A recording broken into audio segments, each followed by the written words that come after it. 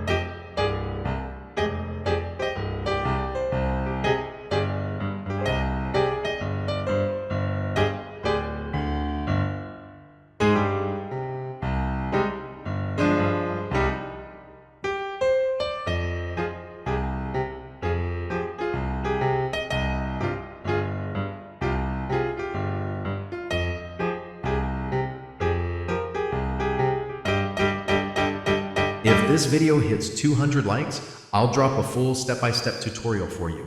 So make sure to like the video and subscribe for more tutorial.